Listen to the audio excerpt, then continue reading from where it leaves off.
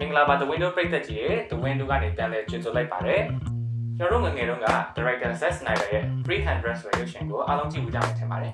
ဒီရုပ်ရှင်ကဆိုရင်ဒီမိုင်းမှာအင်မတန်မှတကူအချိန်မှာကြီးပြီးအင်အားကြီးမားလာတဲ့ Persian Empire ကြီးကို Greek City 300ကရွရွချွတ်ချွတ်ခုခံကြတဲ့တိုက်ပွဲကြောင်းကိုတက်ကူဖော်ပြထားဖြစ်ပါတယ်ဒီတိုက်ပွဲဆိုရင်တမိုင်းမှာအမှန်တကယ်ဖြစ်ပျက်ခဲ့တဲ့ The Battle of Thermopylae ဆိုတဲ့စစ်ပွဲကိုအခြေခံပြီးရိုက်ကူးထားဖြစ်တဲ့ဒီစစ်ပွဲဆိုရင် Greek သမိုင်းမှာတာမကကမ္ဘာသမိုင်းမှာပါနာမည်ကြီးပြီးတော့ဒီရန်ကိုလူကြိုက်များပြီးထင်ရှားတဲ့စစ်ပွဲလည်းဖြစ်တယ်ကျွန်တော်ဒီနေ့မှာဆိုရင် The Battle of Thermopylae အကြောင်းကိုဖော်ပြတဲ့အခါမှာဒီစစ်ပွဲကိုအစချီပြီးဖြစ်တည်စေခဲ့တဲ့အကြောင်းရင်းနောက်ခံတဲ့ဘီရင်ကြီး Leonidas ရဲ့ရဲစံတက်တွေသူ့ရဲ့စစ်ရေးစစ်ဗျူဟာဒီစစ်လေးတွေအကြောင်းကိုဖော်ပြနေတာမှာကဒီစစ်တီ Hippolytes တွေရဲ့အကြောင်းကိုဆွေးနွေးပြီးဖော်ပြတော့မှာဖြစ်ပါတယ်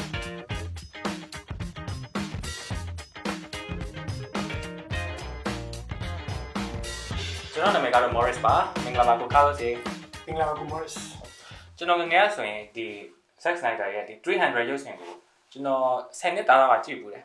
ဒီရုပ်ရှင်ကြည့်ပြီးတဲ့အခါမှာလေငယ်ကတော့တေချာနားမလည်ပေမဲ့အသက်အရွယ်ရလာတော့တစ်ခေါက်ပြန်ကြည့်တဲ့အခါမှာဒီ Greek တွေရဲ့အတွေးခေါ်တွေနဲ့ဒီ The Battle of Thermopylae ကိုသူတို့ဘယ်လိုမျိုး review ဟိုင်းနဲ့တိုက်ပွဲဝင်ပြီးတော့ခုခံခဲ့ရဆိုတာလေကျွန်တော်အရန်ကိုဂျင်းနဲ့အားရမိရပါတော့ဆိုတော့ဒီစစ်ပွဲကတမိုင်းမှာလည်းအမှန်တကယ်ဖြစ်ပျက်ခဲ့တဲ့စစ်ပွဲဖြစ်တဲ့အခါမှာကျွန်တော်ဒီတမိုင်းကြောင်းကိုထဲထဲဝင်ပို့ပြီးတော့လည်းသိနားလည်ခြင်းနဲ့ဆိုတော့ဒီ Thermopylae စစ်ပွဲကြီးကိုဖြစ်ပွားစေခဲ့တဲ့တမိုင်းနောက်ခံအကြောင်းအရာကိုနည်းနည်းတော့ဆွေးနွေးပြပါအောင်ကို Carlos Okay so ကျွန်တော်ဒီ The Battle of Thermopylae ရဲ့အကြောင်းကိုကျွန်တော်တို့ပြောမယ်ဆိုရင်ကျွန်တော်ခြံလှပ်ထားလို့မရတဲ့အကြောင်းရင်းကခုနကကျွန်တော်တို့ပြောထားတဲ့ Persian စစ်တပ်ကြီးနောက်ပြီးတော့ဒီဟာကိုဥဆောင်တဲ့ကျွန်တော်တို့ဒီ Greek city states တွေပေါ့နော်ဒီအကြောင်းတွေကိုကျွန်တော်တို့ပြောရမှာဖြစ်တယ်ဆိုတော့ဒီဟာတွေကိုအစပြုခဲ့တာကတကယ်တော့ကျွန်တော်တို့ဒီခုနကပြောထားတဲ့ The 300ရုပ်ရှင်ထဲမှာပါတဲ့ဇက်ဆောင်တွေလည်းတရားမဟုတ်ခဲ့ဘူးပေါ့နော်ဒီဇက်လန်ကိုအဓိကစခဲ့တဲ့သူကဘယ်သူလဲလို့ကျွန်တော်တို့ပြန်မေးမယ်ဆိုရင်တော့ဒီဇက်လန်ကဒီအခုလက်ရှိဒီ story တွေကဘီရင် Persian ဘီရင် Xerxes the first ရဲ့ဖခမဲတော်ဖြစ်တဲ့Darius the first လက်ထက်ကစခဲ့တဲ့ပြဿနာတစ်ခုဖြစ်တယ်ဆိုတဲ့ဟာကိုကျွန်တော်တို့အရင်ဆုံးကြည့်ရမှာဖြစ်တယ်ဆိုတော့ဒီဟာကဒီ Thermopylae ကထင်ရှားတဲ့ပြဿနာတစ်ခုဖြစ်တယ်ဆိုပေမဲ့လည်းဒီဟာမတိုင်ခင်ကတည်းကဒီ escalated လောက်လာတဲ့ဒီ diplomatic issue ကြီးတစ်ခုဖြစ်တယ်ဆိုတဲ့ဟာကိုကျွန်တော်တို့အရင်ဆုံးကြည့်ရမှာဖြစ်တယ်ပေါ့ဆိုတော့ဒါဆိုကျွန်တော်တို့တမိုင်းကြောင်းလေးနောက်ခံလေးကိုဆက်ကြည့်အောင်အဲ့ဒါကိုကျွန်တော်တို့ဒီ Darius the first အကြောင်းကိုကျွန်တော်တို့အရင်မပြောခင်မှာကျွန်တော်တို့အဲ့ဒီခေတ်အချိန်ခါလာတော့ကဒီ Greek city states တွေရဲ့အခြေအနေကဘယ်လိုရှိလဲဆိုတဲ့ဟာကိုကျွန်တော်တို့အရင်ဆုံးလေ့လာဖို့ဖြစ်တယ်ပေါ့ဆိုတော့ Greek city states တွေဟာပေါ့နော်ထူးခြားတဲ့ကာလကိုကျွန်တော်တို့ပြောမယ်ဆိုရင်ဒီ BC 900စုပေါ့နော်တမန်ပတ်တရရတော့ BC 900စုအစောပိုင်းကာလတွေမှာဒီ Greek city states တွေကအခြားသော civilization တွေနဲ့မတူတဲ့အကြောင်းရင်းကဘာလဲဆိုရင်သူတို့ကဘယင်တပါးတည်းကစုစည်းပြီးတဲ့အုပ်ချုပ်တဲ့စနစ်မျိုးပုံစံမျိုးကျွန်တော်တို့ရှာဖွေမတွေ့ရှိခဲ့ဘူးပေါ့နော်အဲ့ဒီကာလမှာဆိုရင်ဘယ်လိုပုံစံမျိုးဖြစ်နေလဲဆိုရင် Greek city state တွေဟာဆိုရင်တစုတစည်းတည်းရှိမနေဘဲနဲ့ကိုပိုင်ကိုနီးကိုဟန်ကိုထုံးကိုမူကြတဲ့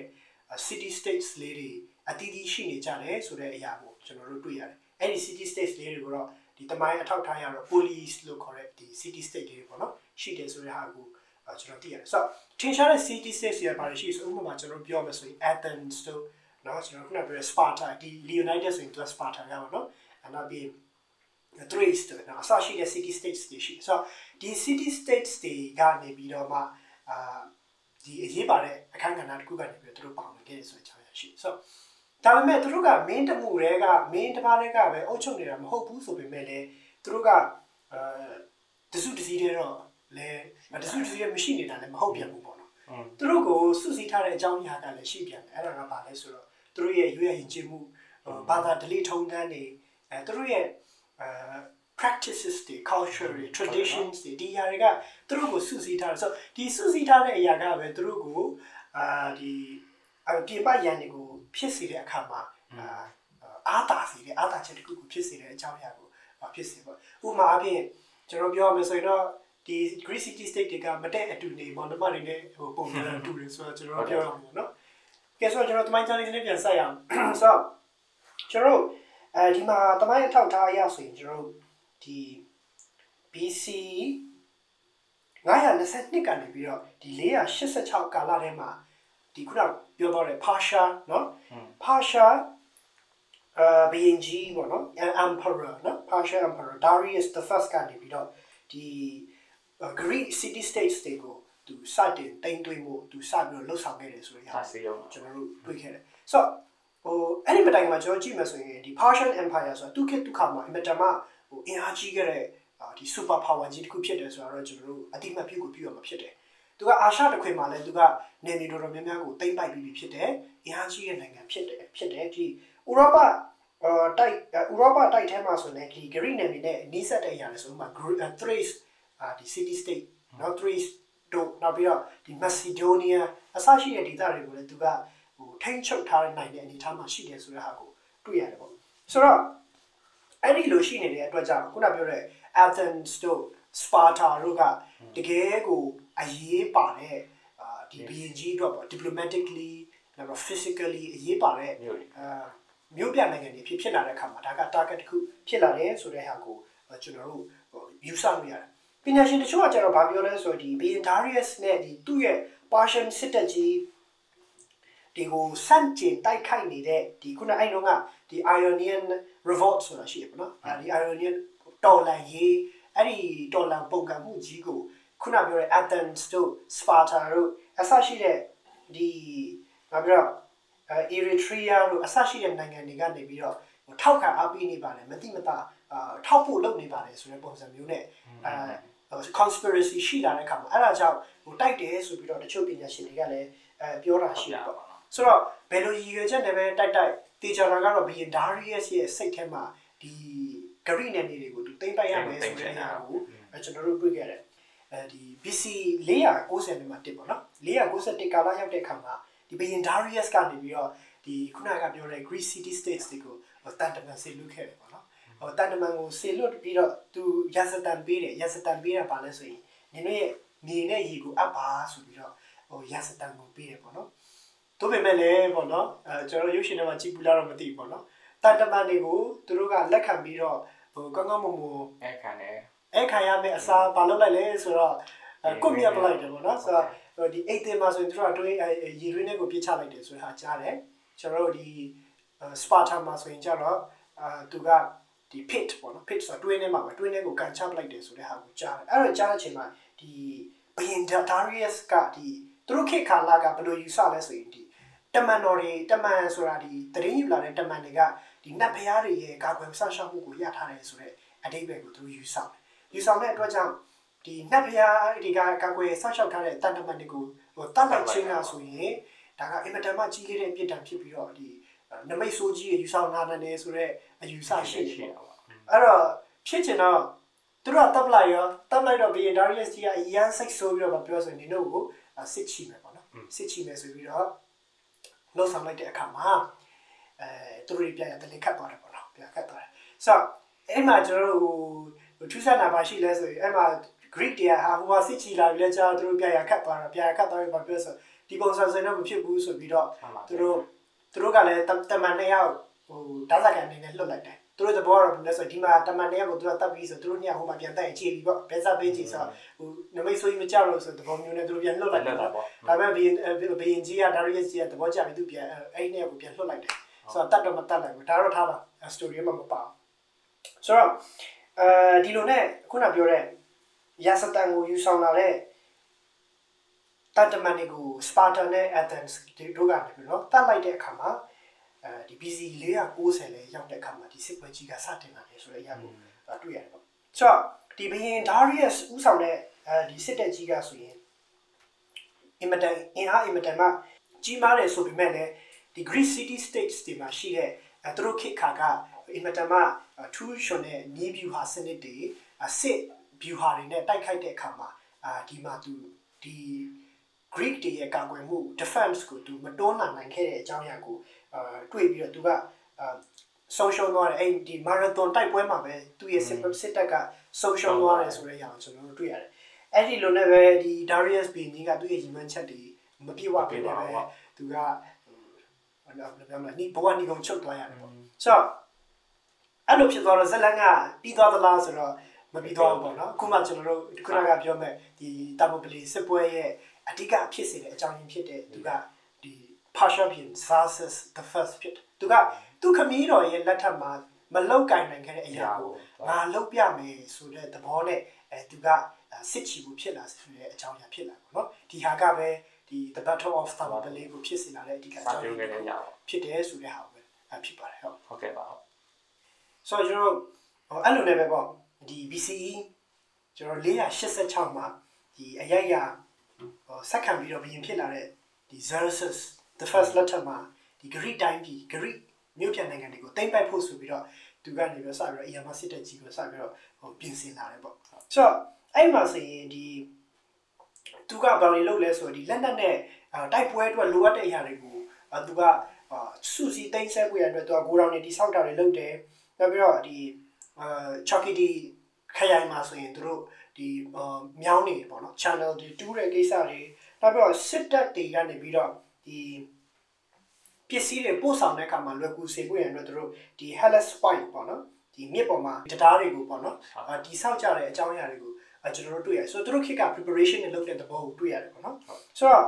အဲ့လိုဖြစ်စေတဲ့အကြောင်းအရာကဘာကိုဖြစ်ပေါ်လာနေလဲဆိုတော့ Greek နိုင်ငံပေါ်မှာသူတို့ခေတ်ကာလကတခါမှမကြုံဘူးသေးတဲ့အကြီးမားဆုံးသောကြောက်စရာဒီ omen ပေါ့နော် bad omen လို့ခေါ်တယ် English လို့ပြောတယ်အရန်ဆိုးရွားတဲ့ဒီနမိတ်ဆိုးကြီးတစ်ခုရောက်လာမယ်ဆိုတဲ့အရာကိုတော့ဒီသူတို့ Greek နိုင်ငံကသူတွေသူတို့မသိဘူးပေါ့နော်ဒီမှာသူတို့နတ်ဖျားဒီကိုကွယ်တဲ့သူတို့နတ်ဆရာမတွေမှာဘယ်လိုပြောလဲဆိုရင်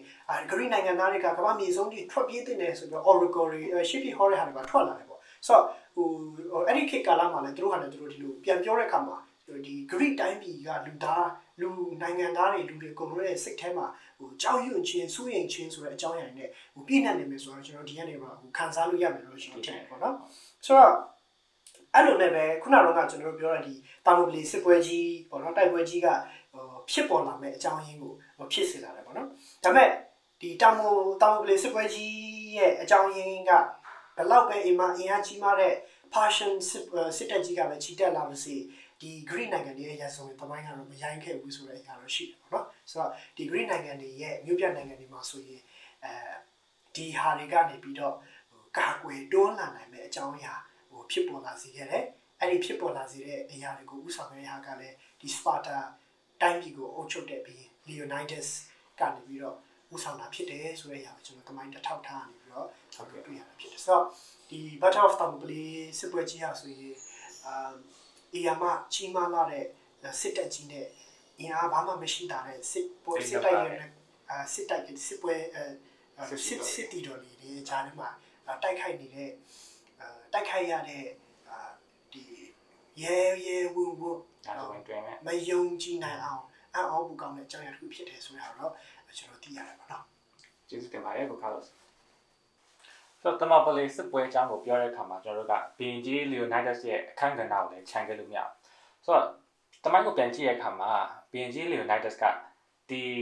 ပါရှန်တွေကိုခုခံတဲ့ဒီခုခံစစ်ပွဲမှာဘလောက်ပဲထင်ရှားကြော်ကြားတဲ့ဘီယင်တစ်ပါးဖြစ်မှတ်ကြောက်တင်ခံရပေမဲ့တကယ်တမ်းမှာအရာအဖြစ်ကြည့်မယ်ဆိုရင်သူကဘီယင်ဖြစ်လာဖို့အရာမပေါ့ဒါအပြင်မှာသူ့ရဲ့အိမ်တော်ကိုမင်းဆက်ကိုကြည့်လိုက်မယ်ဆိုရင်လည်းထင်ထားသလောက်ရိုးရှင်းတာမဟုတ်ဆိုတော့ Leonidas တယောက်အနေနဲ့ဒီလိုအရာမပါတဲ့အခြေအနေကနေဘယ်လိုမျိုးGreek တွေရဲ့ Spartan တွေရဲ့သူရဲကောင်းဖြစ်လာလဲဒီလိုမျိုးနောက်ခံကြားရမျိုးလဲပြောပြပေးပါဦးကာလော့စ်ဆိုတော့ကျွန်တော်Leonidas ရဲ့ကန်ဆာတာကိုကြည့်မယ်ဆိုရင်သူကတော်တော်ကိုထူးခြားတဲ့လူဖြစ်တယ်ဆိုတော့man of the destiny လို့တော့ပြောလို့ရတယ်သူ့အနေထားနဲ့ကြည့်မယ်ဆိုရင်သူကဘာမှမဟုတ်တဲ့မင်းသားလေးပဲသူကတတိယသားလည်းဖြစ်တာတတိယမြောက်နော်တတိယသားဆိုတော့ဘာမှလည်းမဖြစ်တဲ့ခါမှာသူ့အနေနဲ့ထိနှက်တဲ့ဒီရနဲ့ဆိုတာမြတ်တမအလောင်းဝေးရမျောလင့်စရာမရှိဘူးအဲ့ခေတ်ကာလတုန်းကသူတို့ကဒီအကြီးဆုံးသားကအကြီးဆုံးမွေးတဲ့သူကပဲထိနှက်ဆက်ဆံတဲ့ကာလဖြစ်တဲ့ခါမှာLeonidas အတွက်က EC ပဲတကသူနဲ့ဆိုင်တဲ့ကိစ္စမဟုတ်ဘူးเนาะမဟုတ်တဲ့ချိန်ကတော့သူ့အတွက်ကဒီຢာကမ မဖြစ်နိုင်တဲ့ event တစ်ခုလည်းဖြစ်တယ်ဒါပေမဲ့ဟိုမထင်မှတ်ထားတဲ့အရာတွေကဟို coincidence တွေလို့ပဲပြောမလားဒါမှမဟုတ် destiny ပဲဖြစ်မလား fate ပဲဖြစ်မလား ကံကြမ္မာပါ ဆိုတော့ဒီအရာကသူ့ကိုဟိုဒီတစ်ခုဖြစ်လာစေအကြောင်းအရာဖြစ်တယ်ဆိုတော့ကျွန်တော်ဒီ Leonidas ရဲ့အိမ်အကြောင်းလေးကိုကျွန်တော်နည်းနည်းကြည့်ရမယ်ဆိုရင်ဒီ Leonidas ကသူ့ရဲ့ဒီအုပ်စိုးသူတွေဒီ Sparta ကိုအုပ်စိုးနေတဲ့ဒီ RG ရဲ့အိမ်တော်ကနေပြီးတော့မွေးဖွားလာတဲ့မင်းသားတစ်ပါးဖြစ်တယ်ပေါ့နော်ဆိုတော့ Leonidas ရဲ့ဖခင်ကဆိုရင်ဘယ်သူလဲဆိုရင်သူက Alexandridas လို့ခေါ်တယ်နော် Alexandridas the second ရဲ့ဟိုတားတော်ဖြစ်တယ်ပေါ့ဆိုတော့သူ့ရဲ့ story လေးကလည်းထူးခြားတယ်အဲ့ဒါကဘယ်လိုထူးခြားလဲဆိုတော့ဒီ Leonidas ရဲ့ခမည်းတော်ဒီခုနပြောတဲ့ Alexandridas the second ဟာဆိုရင်သူကပထမအိမ်ထောင်တဲ့သူကလေးတော့အသားမမွေးနိုင်ခဲ့ဘူးပေါ့နော်အသားမမွေးနိုင်တဲ့အခါမှာသူက pressure တွေများတယ်ပေါ့သူတို့ခေတ်ကာလကလည်းဟိုကျွန်တော်တို့ဟိုတရားရောက်ကတာချီနဲ့ဆက်ဆံတဲ့ဟာခွင့်မပေးနိုင်ဘူးဆိုရင်ဒီမလားအမှုမှတ်တွေကလည်းဟိုနာဘူးနစာလောက်ကြတယ်အရှိမှာသူကနေပြီးတော့ဟိုနောက်အိမ်ထက်နောက်အိမ်ထောင်ကိုပြုတ်လိုက်ရတယ်ပေါ့နော်ဆိုတော့နောက်အိမ်ထောင်ကိုပြုတ်လိုက်ရတဲ့အချိန်ကျတော့ဟိုသူကနောက်အိမ်ထောင်ကနေပြီးတော့တားတယောက်ကိုကျွန်တော်တို့မွေးလာတယ်ဆိုတဲ့အကြောင်းအရာကိုကျွန်တော်တို့တွေ့ရတယ်ဒါပေမဲ့ Leonidas ကနောက်အိမ်ထောင်သားလားဆိုတော့မဟုတ်ဘူးပေါ့နော် Leonidas ကပထမကျင်ရတော်နဲ့ရတဲ့ဒုတိယမြောက်သားပေါ့နော်ပထမကျင်ရတော်နဲ့ဟိုဒုတိယအိမ်ထောင်နဲ့ရပြီးတော့မှပထမအိမ်ထောင်နဲ့ဟို2ယောက်ဟိုပြန်ရတဲ့အနေအထားမှာရှိတယ်ဆိုတော့ဟိုဒါကလည်း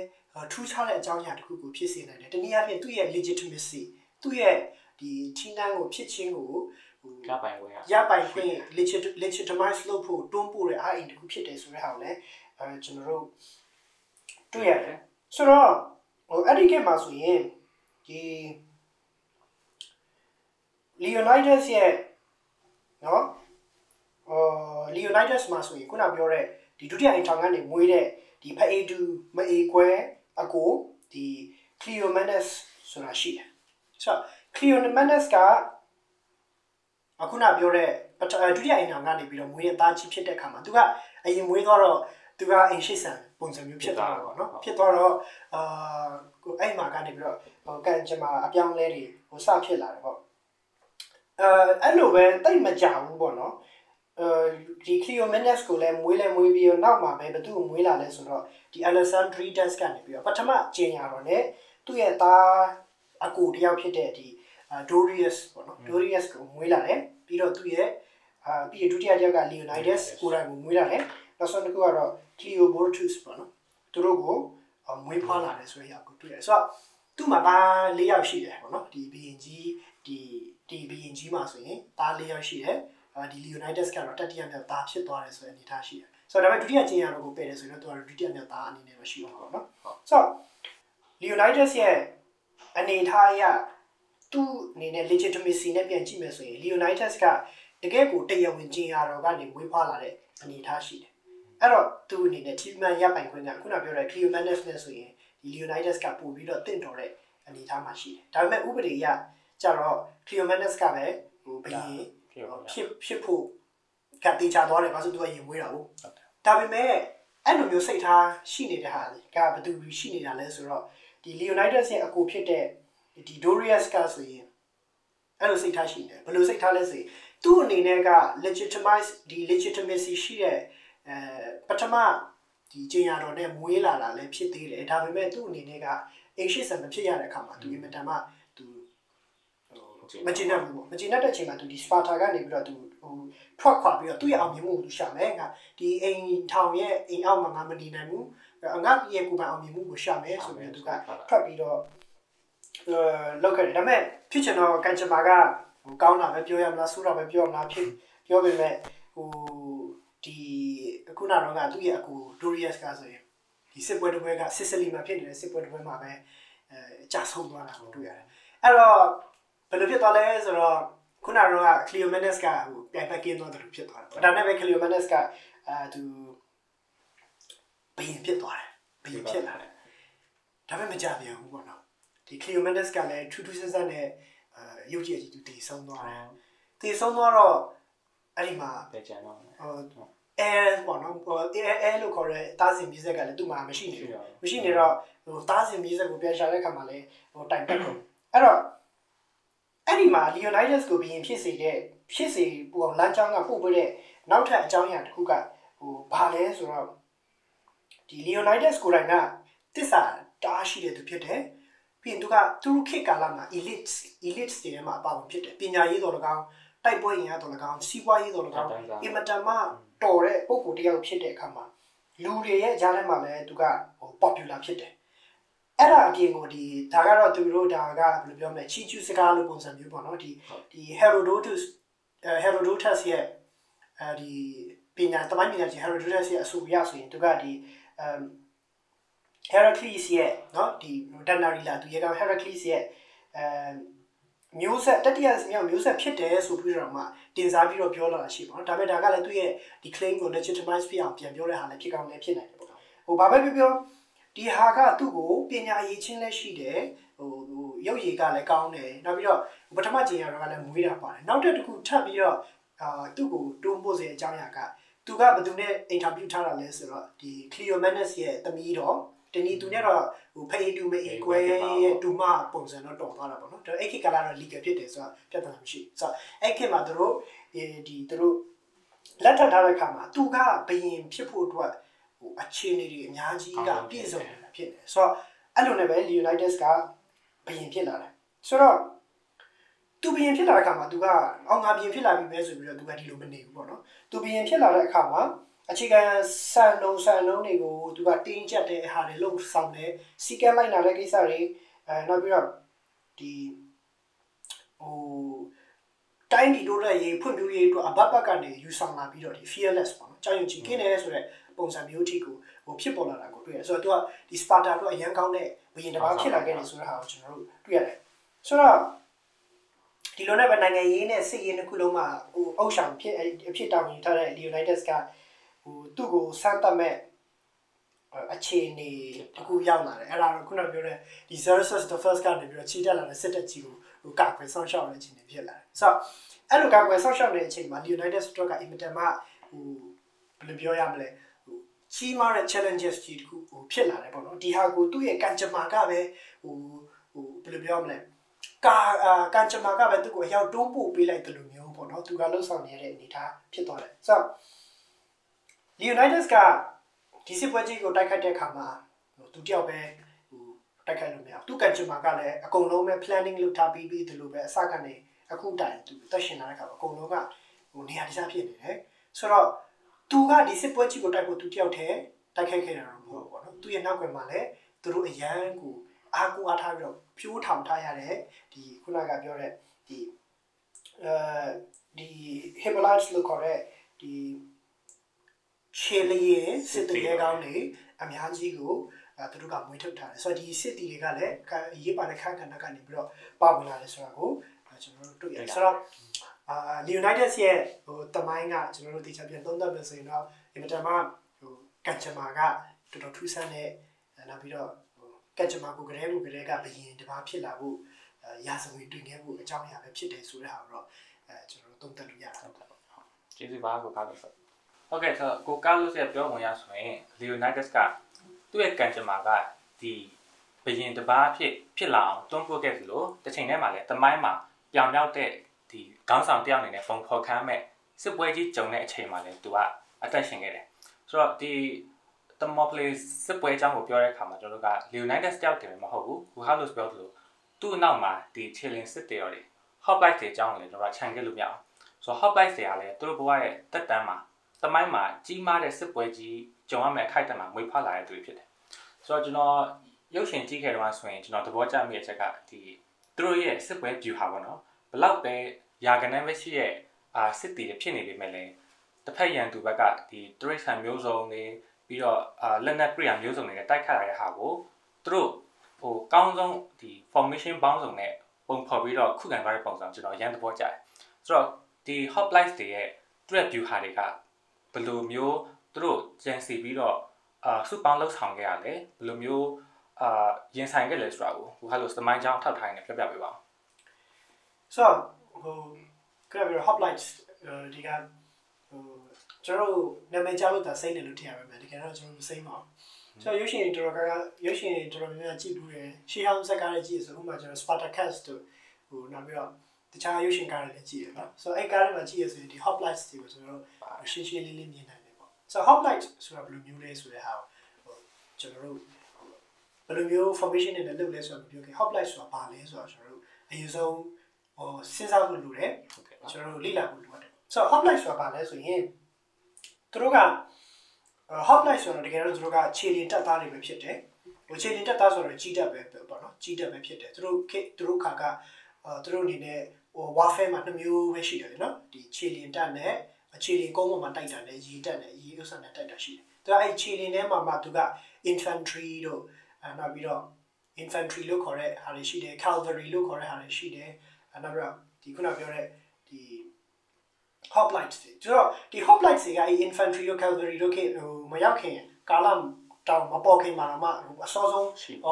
ပေါ်လာခဲ့တဲ့နီးဗျူဟာတွေကတခုဖြစ်တယ်လို့တော့ကျွန်တော်တို့ယူဆလို့ရတယ်ပေါ့ဆိုတော့ Hoplites တွေကသူတို့ရဲ့ပုံစံကိုကြည့်မယ်ဆိုရင်သူတို့ကဒီခြေချင်းတက်ရှောက်ကြတဲ့သူတွေဖြစ်ပြီးတော့သူတို့မှာလေးလံနဲ့ဒိုင်းကာကြီးတွေပွတ်ထားကြတယ်လေးလံနဲ့ဒိုင်းကာကြီးတွေတည်ထားတဲ့ပုံစံမျိုးပြီးသူတို့တန်ခမောက်ကြီးတွေစောင်းပြီးတော့သူတို့လက်ထက်မှာဒီလှန်တန်ရှိပုံစံမျိုးသူတို့ကင်ဆောင်ထားတဲ့သူရဲကောင်းတွေဖြစ်တယ်ဆိုတော့လှန်တန်ရှိလို့ပြောတဲ့အခါမှာသူတို့မှာသူဘာပစ္စည်းတွေကင်ထားလဲပေါ့ဘာပစ္စည်းတွေလက်နဲ့ရှိလဲဆိုရင်ပထမတစ်ခုကသူတို့မှာဒိုရူလို့ခေါ်တဲ့ဒီလှန်တန်ရှိတွေရှိတယ်လှန်တန်ရှိတွေကများသောအားဖြင့်သူတို့တွေကခဏနေပြောမဲ့formation တွေပါတယ်ဆိုတော့ formation နဲ့သူတို့ကတယောက်တည်းတိုက်တာမဟုတ်ဘဲနဲ့ formation နဲ့တိုက်ရတဲ့အခါမှာလှန်တန်ကအဲ့ဒီခေတ်ကာလကစစ်ရမှာအမှန်တမ်းအရေးပါတဲ့လက်နက်တစ်ခုဖြစ်တယ်သူကတိတ် train ဆရာလည်းမလုပ်ဘူးတကယ်ပါဓာတ်တွေပါတယ်ဆိုရင်ကုတ်တာတွေဥစ္စာတွေကျင့်ရအောင်ဒါပေမဲ့သူခေတ်တော့ထိုးရုံနဲ့ဆိုတော့လန်ဒန်တွေကအင်မတန်အရေးပါခဲ့တဲ့ပစ္စည်းဖြစ်တဲ့အခါမှာလန်ဒန်တွေကိုသူတို့အဓိကသုံးတာတွေရှိတယ်နောက်ပြီးသူတို့မှာဒီZefoso ဒါမှမဟုတ် copies လို့ခေါ်တဲ့ဒီတန်ဓာတ်တူလေးတွေကိုလည်းကင်ဆောင်ထားတာဖြစ်ပြီးတော့အဲ့ဒီဓာတ်တူနဲ့အတူတူသူတို့ဘာကိုကင်လိုက်လို့ဆိုရင် Aspis လို့ခေါ်တဲ့ဒီတန်တိုင်းကာကြီးတွေကိုလည်းသူတို့ကင်ထားတာတွေ့ရတယ်ဆိုတော့တန်တိုင်းကာကပုံစံမျိုးရှိတချို့အဝိုင်းကင်တာရှိမယ်တချို့ကျတော့လည်းပုံစံမျိုးရှိမယ်ပေါ့နော်ဆိုတော့ဒီခုန Hoplites တွေကသူတို့ကတူးချင်းစစ်တိုက်တဲ့စစ်စွမ်းရည်တာမှာမကောက်ဘူးပေါ့နော်သူတို့ကစုပေါင်းပြီးတိုက်စင်တဲ့စစ်နီးဗျူဟာတွေမှာသူတို့ကပြင်းပြင်းထန်ထန်လေ့ကျင့်သင်ကြားထားရတဲ့အခါမှာသူတို့ကခုခေတ်စကားနဲ့ပြောမယ်ဆို team building team work အင်မတန်မှကောင်းတယ်လို့ပြောလို့ရတယ်သူတို့ရဲ့လှုပ်ဆောင်မှုကဘယ်လိုပြောမလဲအပြစ်ရှာလို့မရတဲ့အခြေအနေပြောအပြစ်ရှာလို့ပြစ်တွေ့တဲ့ဒီမဲ့အခြေအနေဆိုတော့သူတို့ခင်နေတဲ့အထားနဲ့ကျတော့အပြစ်ရှာလို့မရအခြေအနေဆိုတော့အပြစ်ရှာလို့လည်းမရပါဘူးဆိုတော့အဲ့လောက်ကိုသူတို့တော်တဲ့ဟာဖြစ်တယ်ဆိုတော့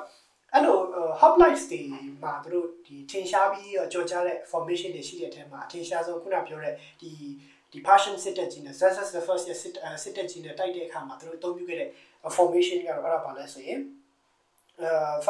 phalanx လို့ခေါ်တဲ့ဒီစုပေါင်းပြီးတော့ဖွဲ့စည်းပြီးတော့ထိုင်းကားတွေအချက်ကာပြီးတော့เนาะကျွန်တော်300ရုပ်ရှင်တွေမှာကြည့်မယ်ဆိုရင်ဘူးလေเนาะအဲ့လိုကာပြီးတော့တိုက်တဲ့ဟာမျိုးကိုကျွန်တော်တို့တွေ့ရတာဖြစ်တယ်သူကဒီနေရန်ပုံစံမျိုးလုပ်လိုက်တော့တိုးမပေါပြီးတော့သူကဒီတစ်ဖက်ထဲနဲ့သူကတွန်းပြီးတော့ဒီလန်ဒန်ရှင်နေတဲ့ထိုးတဲ့အခါမှာdefense လည်းတအားကောင်းတယ်လို့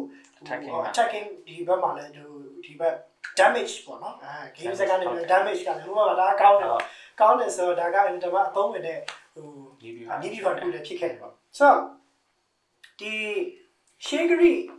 ဒီလူမျိုးတွေရဲ့ဒီအခြေခံကဆိုရင်ဒီခုနပြောတဲ့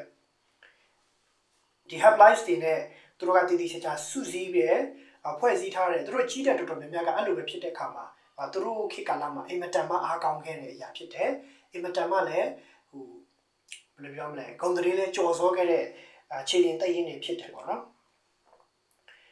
သူတို့ဒီ Hoplites လို့ခေါ်တဲ့သူတွေကခုနပြောတဲ့ phalanx လို့ခေါ်တဲ့ဒီစုဖွဲ့ခြင်းနဲ့အတူတူသူတို့ကအချင်းချင်းဘေးကပြီးတိုက်ခိုက်တဲ့အခါမှာ team building အပြင်သူတို့ trust building တဦးနဲ့တဦးလည်းယုံကြည်ပြီးတော့တယောက်နဲ့တယောက်ပေါ့နော် comrade နော် the sense of comrade ပေါ့နော် comrade ချင်းဖြစ်ကြတဲ့အခါမှာအင်မတန်မှရဲစံတတိရှိတယ်သူတို့ရဲ့တတိကတော့တော်တော်လေးကိုကျွန်တော်တို့လေးစားအားကြောက်စရာကောင်းတယ်ဆိုတဲ့အရာတွေရှိတယ်ဆိုတော့အခုတော့ပြောတဲ့အခါမှာဒီ Hoplites ပစ္စည်းတွေ တုံးတဲ့ပစ္စည်းတွေကျွန်တော်တို့များပြောထားတဲ့ဟာတွေရှိတယ်ဆိုတော့အဲ့ဒီမှာဆိုရင်ကျွန်တော်တို့သူတို့ရဲ့ပုံစံတွေကဘယ်လိုရှိလဲဆိုတော့ဟာမှာကျွန်တော်တို့ထပ်ကြည့်ရမယ်ဆိုရင် hoplites တွေကသူတို့ကဒီတန်ချက်ကာတွေကိုသူတို့ဝစ်တာတွေမှာမကောက်ဘူးပေါ့နော်သူတို့ကတန်ချက်ကာတွေကိုဝစ်ပြီးတော့တက်ခတ်ခုနေသူတို့ရဲ့တန်ချက်ကာတွေကခုခံတာကိုပဲရည်ရွယ်ထားတာမဟုတ်တဲ့အပြင်သူတို့ကတိုက်ခိုက်ချင်းချောက်နိုင်ရင်ပေါ့သူတို့ကရည်ညွှန်းထားတယ်ပေါ့နော်ရည်ညွှန်းထားတဲ့အတွက်ကြောင့်သူတို့ရဲ့လက်နက်တွေမှာဆိုရင်ဗိုင်နဲ့လောက်ထားလဲဆိုရင်ဒီလန်ဒန်ရှိခုနပြောတဲ့ဒိုရူလို့ခေါ်တဲ့လန်ဒန်ရှိဆိုရင် ash လို့ခေါ်တဲ့တစ်မာသားပေါ့နော်အဲ့တစ်သားနဲ့ပြုလုပ်ထားတယ်ပြီးတော့ချက်တီးတဲ့တိုက်ပွဲပုံစံတွေမှာဆိုရင်တစ်ဖက်ရန်သူတွေကိုသူကတွန်းထုတ်ပလိုက်ပေါ့နော်တွန်းထုတ်ပလိုက်ဖို့ဒီကဘယ်လိုပြောမလဲလှလာတယ်တောင်မဟုတ်ဘူးသူတို့ဘယ်လိုပြောမလဲတွန်းပြီးတော့အပေါ်စီးကနေယူအောင်ပေါ့နော်လှုပ်လို့ရတဲ့ပုံစံမျိုးလှုပ်တဲ့အခါမှာတော်တော်လေးကိုအသုံးဝင်တဲ့ပစ္စည်းမျိုးလည်းဖြစ်တယ်အဲ့ဒီဒါမကဘူးအနီးကတိုက်ပွဲတွေဖြစ်လာပြီဆိုရင်လည်းသူတို့ရှိမှဘယ်လိုဖြစ်လဲဆိုရင်သူတို့ရဲ့ဓာတ်တူလက်နက်ကဆိုရင်သူတို့ရှိက60 cm ကျော်တယ်ပေါ့နော်60 cm လောက်ရှိတယ်ပြီးတော့သူဓာတ်ကလည်းထပ်တဲ့ဒီပေါ့နော်ဒီခုနပြောတဲ့ Z-Force တာမဟုတ်ဒီဓာတ်သွားအကောက်ဒီခုန Copies လို့ခေါ်တဲ့ဓာတ်သွားအကောက်ကိုသူတို့အသုံးပြုတယ်ပေါ့အဲ့ဒါတွေမှမကသေးဘူးပေါ့နော်စစ်တီတော်တော်များများကလည်းခုခေတ်ဒီ warfare လို့ပဲပေါ့သူတို့ရှိမှဒီတပြောင်တူလေးတွေကိုသူတို့ယူဆောင်လာတယ်ပေါ့နော်ခုခေတ်ဆို Swift knife တွေပါရှိမှာပေါ့သူတို့ဒါတပြောင်တူလေးတွေနဲ့လည်းအရေးကြုံလာသုံးရလို့သူတို့ဆောင်လာကြတယ်လည်းတွေ့ရဆိုတော့ဒီမှာကြည့်အခါမှာသူတို့ခေတ်မှာရှိ hoplites တွေကအင်မတန်မှနီးစနစ်ကြတယ်အင်မတန်မှဘက်ကိုတွေးပြီးတော့တော်တော်မှဘယ်လိုပြောမလဲဝါရင်ခက်ရှိပြေးတဲ့အနေထားမှတော့ရှိတယ်ဆိုတဲ့ဟာကိုကျွန်တော်တို့တွေ့ရတယ်ပေါ့ဆိုတော့ဒီလိုဥစ္စာကိုတွေ့ရတယ်အဲ့ဒီဒီခုနပြောတဲ့ hoplites တွေမှာသူ့မှာဘယ်လိုခုနပြောဆိုရင်သူ့မှာဒီကြေးနဲ့ပြုလုပ်ထားတယ်ပေါ့နော်အဲ့ကိကကြေးဆိုတာကအင်မတန်မှရှာဖွေရတာလဲခက်ခဲတယ်နောက်ပြီးတော့လှုပ်ရှားတယ်လည်းမလို့ဒါပေမဲ့အဲ့ခေတ်မှာသူတို့ခေတ်မှာတော်တော်တိုးတက်တယ်လို့ပြောမယ်သူမှာကြေးနဲ့လှုပ်ထားတဲ့ကြေးနဲ့ပြုလုပ်ထားပြီးတော့เนาะဒီတရေတွေနဲ့ပတ်ထားတဲ့เนาะအမောက်ပုံစံပေါ့ကျွန်တော်the 300ရုပ်ရှင်ကြည့်နေနဲ့မြင်မိမယ်တဲ့เนาะအမောက်ပုံစံဒီခမောက်တွေနောက်ပြီးတော့ကောင်းနေ level တွေမှာအဲ့ဒီဟာတွေနဲ့ဒီမျက်နှာတွေ level တွေသူတို့ကာကွယ်ထားတယ်ဆိုတော့ခုတ်တာတွေပြုတာတွေမှာသူတို့ကာကွယ်ပုံစံမျိုးဖြစ်တယ်เนาะအဲ့တော့အဲ့ဒီဟာတွေအဲ့လိုမျိုးမဟုတ်ဘူးဆိုရင်ဒါမှပေါ့เนาะသူတို့ကဒီကြေးနဲ့ပြုလုပ်ထားတဲ့ဒီကိုချက်ပေါ့เนาะဒီစကားလိုမျိုးပဲဒီတန်စကားလိုမျိုးအင်ဂျီတွေကိုသူတို့ဝစ်စင်ထားတယ်နောက်ပိုင်းမှာတော့တဖြည်းဖြည်းနဲ့ဒီပို့ပြီးတော့ပေါ့ပါလာတဲ့ဒီ linen ဆိုတဲ့အသားအဲ့ဒီအသားနဲ့ပေါ့နော်ခြီသားလိုမျိုးပဲပိတ်သားလေးနဲ့အထက်ချုပ်ထားတဲ့ဒီလက်ပြက်ကိုချက်တွေဝစ်စင်လာဆိုတော့မျိုးလုံးနဲ့မြင်ကြည့်တော့တော်တော် fashionable ဖြစ်တယ်လို့ပြောမှာနော်ဆိုသူတို့ခေတ်ကာလမှာစစ်သားတယောက်လို့ပြောမယ်ဆက်မှတ်ကြတယ်စစ်သားတယောက်ပုံစံမျိုးရှိနေတဲ့ဟာတော့ကျွန်တော်တို့တွေ့ထားတယ်ပေါ့နော်ခန္ဓာကိုယ်အောက်ပိုင်းမှာဆိုသူကကြေးနဲ့ပြုလုပ်ထားတဲ့ဒီခြေခက်ပေါ့နော်ဒီတန်စကားတွေနောက်ပြီးတော့သူတို့မှာဒီညှိနှိုင်းပြီးတော့ဝစ်စင်လို့ရတဲ့ဒီလက်မောင်းကာတွေပေါ့နော်အဲ့ဒါတွေသူတို့တစ်ခါလေးဝစ်စင်ကြတာကိုကျွန်တော်တို့တွေ့ရတယ်ပေါ့နော်အဲ့ဒီအားလုံးထဲမှာတော့ခုနကပြောတဲ့ဒီ aspect ဒါမှမဟုတ် hoplon လို့ခေါ်တဲ့ဒီအချင်း80 cm ရှိပြီးတော့အလေးချိန်8 kg လောက်ရှိတဲ့ဒိုင်းကအဝိုင်းကြီးတွေကို hoplites တွေအထင်ရှားတဲ့လက်နဲ့ဖြစ်တွေ့ရဆိုတော့သူတို့ကကာတဲ့ခါမှာ formation နဲ့တုံးတဲ့ခါမှာကာတဲ့ခါမှာဒီအဝိုင်းကဥစားဖြစ်တယ်ဆိုတော့ဒီမှာတော့ပုံစံမျိုးရှိကြတယ်သူ city states နဲ့မျိုးကွဲပြီးတော့ရှိကြတယ်ပေါ့နော်အဲ့ဒီတိုင်းကာတွေကိုဆိုရင်တစ်သားဒါမှမဟုတ်တရေဒါမှမဟုတ်ကြီးနဲ့ပြီးနဲ့ဖုံးထားတာရှိတယ်ဆိုတော့ Sparta ဆိုရင်တော့တေချာတခုအဲ့ဒီ A နဲ့ A ပုံစံမျိုးတစ်စိတ်ကိုသူတို့တုံးကြတယ်ဒီဥပမာ Athens ဆိုပါလို့ဆိုတချို့ဒီနတ်ဖျားတို့ရဲ့ပုံသဏ္ဍာန်ကိုပြန်သုံးတာမျိုးလို့ပါလို့ရှိတယ်ပေါ့ဒါကတော့ဒီ city state line နဲ့ကွာခြားတယ်ဒါပေမဲ့တေချာတော့အဲ့ဒီဟာက simple ဖြစ်တယ်ဒီဟာနဲ့လှန်တဲ့ခုနဓာတ်တွေနဲ့ကပြီးတော့အောက်ထုတ်နဲ့ကအင်မတန်မှမိုက်တယ်ပေါ့အဲ့ဒါကသူတို့ရဲ့simple ဖြစ်တယ်ဆိုတဲ့ဟာကိုတွေ့ရတယ်ပေါ့အဲ့ဒါအပြင်အဲ့ဒီတိုင်းကခုနပြောကျွန်တော်တို့ပြောတဲ့ဒီ phalanx formation ရဲ့အဓိကတော့ချက်ဖြစ်တာအဓိကတော့ချက်ကပေါ့နော်ဗာလဲဆိုရင်ခုနhoplites က8ရောက်ဒါမှမဟုတ်8တက်ပိုတဲ့သူတွေကဒိုင်းကပုံစံမျိုးကိုကာကွယ်ပြီးတော့ပိတ်ချလိုက်ပြီးတော့နိုင်ရန်ကြီးလို့တိဆောက်လိုက်တာဖြစ်တယ်ဆိုတော့သူကတော်တော်နဲ့ထိုးလို့မလွယ်တဲ့အနေအထားမျိုးပေါ့နော်ဆိုတော့တိုက်ပွဲတစ်ခုမှာဆိုရင် hoplites တွေကဒီခုနပြောတဲ့phalanx formation နဲ့တစုတစည်းနဲ့ခြိတက်ကြပြီးတော့ပေါ့နော်တခါတည်းရမှာဆိုရင်ဒီ olos လို့ခေါ်တဲ့ဒီစစ်တွေဒူရိယာပလူတမျိုးပဲပေါ့နော်အဲ့ခေတ်တော့ရှိတဲ့ပလူတမျိုးနဲ့သူတို့စီးတက်ချန်ကြီးခြိတက်တာတွေ့ဆိုကျွန်တော်imagine ပေါ့နော်မြင်အောင်ကြည့်မယ်ဆိုရင်မြင်မိမယ်လို့ထင်တာပေါ့နော်သူတို့ခြိတက်တဲ့ပုံစံတွေကစီးစင်းတွေကြတယ်နောက်ပြီးတော့အရန်လဲမိုက်တဲ့ပုံစံမျိုးမှရှိတယ်ဆို သူတို့ကရင်ဆိုင်တိုက်ပွဲတွေမှာဆိုရင်ရင်ဆိုင်တိုက်ပွဲကြတယ်ဆိုတိုက်ပွဲတွေကိုရင်ဆိုင်ကြတဲ့အခါမှာဆိုရင်လည်းပေါ့နော်သူတို့ဒီခုနကရှေ့ဆုံးမှာရှိနေတဲ့လူကလှန်တန်နေနဲ့သူတို့တွန်းထိုးကြပြီးတော့ရန်သူဘက်ကမပြိုကွဲဘူးဆိုရင်တစ်ဖက်ဘက်ကရှုံးပေးတဲ့အထိသူတို့ကတပ်ပုတ်ရိုက်နှက်ကြတဲ့အခြေအနေကိုထိုးခုတ်ကြတဲ့ဟာတွေကိုတွေ့တယ်တကယ်လို့ရန်သူတွေကဆော့ပြေးသွားရင် hotline တွေကပေါ့နော်အနှဲငယ်သာလိုက်ကြမှာဖြစ်ပြီးတော့သူတို့ပုံစံကိုသူတို့အပြတ်မခံဘူးเนาะဒါကတော့သူတို့ရဲ့နီးစနစ်တစ်ခုဖြစ်တယ်ဒါပေမဲ့ဒီခုနကပြောတဲ့ဒီ phalanx formation ကဘလောက်ပဲ invincible ဖြစ်တယ်ပဲပြောသူတို့ခေတ်ကာလမှာပေါ့နော်အားနည်းချက်ကတော့ရှိစမြဲဖြစ်တယ်အဲ့ဒါကဘာဆိုတော့ဒီခုနပြောတဲ့ဒီ phalanx formation က grid လိုမျိုးမြေပြင်ညီညာတဲ့နေရာတွေမှာပဲအသုံးဝင်တဲ့အလုပ်ဖြစ်တဲ့နေရာမျိုးဖြစ်တယ်မြေပြင်ထူထပ်တဲ့မျိုးတို့မြေပြင်ပုံစံပြောင်းတဲ့ဟာမျိုးဆိုရင်ကျတော့ဒါကအလုပ်ဖြစ်ဖို့မြတ်မှာခက်ခဲတဲ့အနေထားမှာလည်းရှိသွားတယ်နောက်ပြီးရင်သူကအ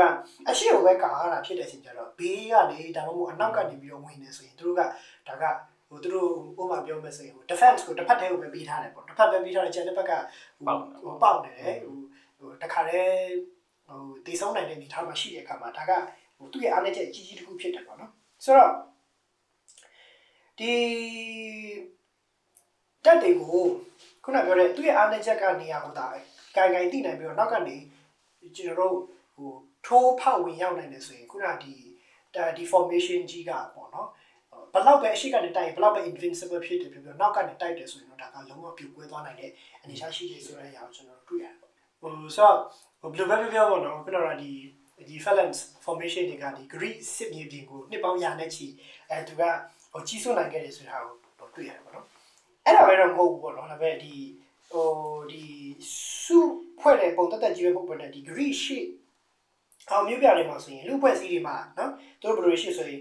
ပြန်လည်လေးစားတဲ့ဟာတွေနောက်ပြီးတော့ပူပေါင်းဆောင်ရွက်တဲ့ဟာတွေနောက်ပြီးတော့အတူတူကနေထိုင်တဲ့ဟာတွေအဲ့ဒီဟာတွေကိုဒီ hoplite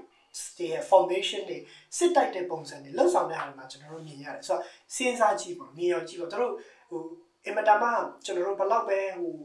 ဲလွန်ခဲ့တဲ့နှစ်ပေါင်း2000ကျော်3000ကျော်ကဖြစ်နေတဲ့အကြောင်းအရာကဒီလောက်ထိ